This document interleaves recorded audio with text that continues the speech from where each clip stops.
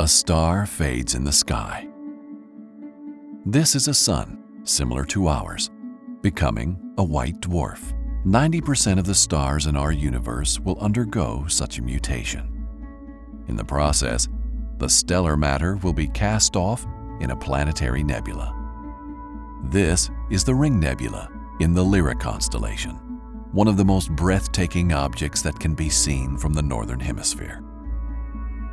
In its center remains the star nucleus, the white dwarf. Back in time, 100 million years ago, the star probably looked like our sun, possibly with planets revolving around it.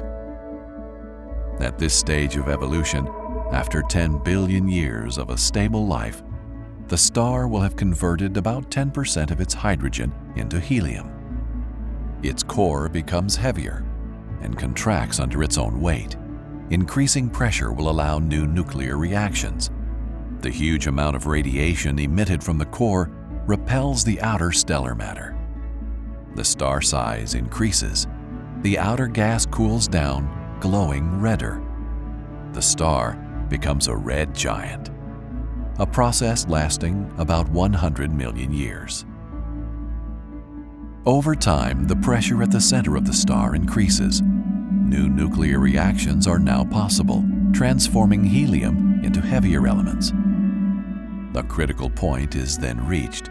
The internal pressure is no longer strong enough for the nucleus to withstand its own weight.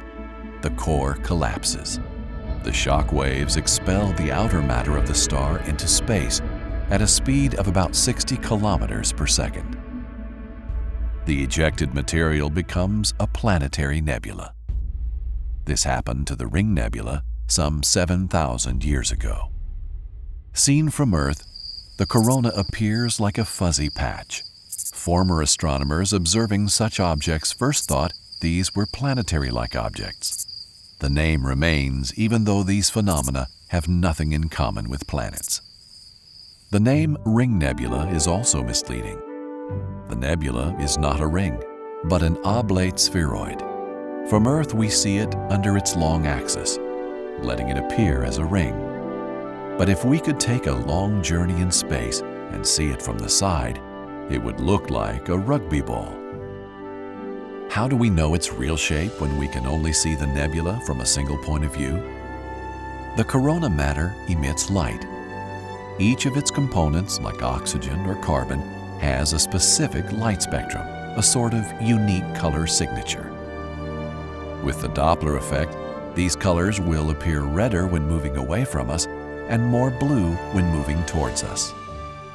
Measuring precisely the light from all parts of the nebula, astronomers can reconstruct the ejection dynamics and deduce the real shape.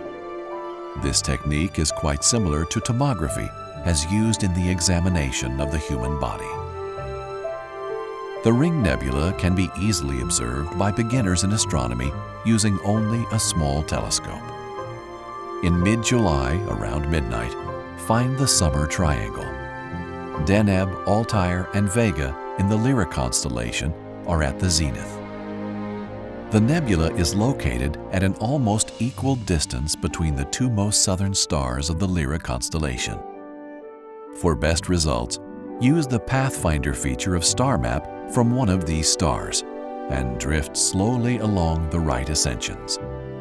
With a little practice and patience, you will discover a faint but distinct circular halo.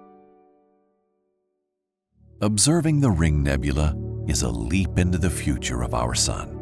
In 4 to 5 billion years, it will become a red giant, vaporizing the Earth in the process. Will we have migrated to other solar systems or have built gigantic spacecrafts wandering in the galaxy? Will we observe the cradle of our species exploding into such a nebula, becoming space tourists and diving toward the center of the white dwarf and meditating in front of our sun's remains?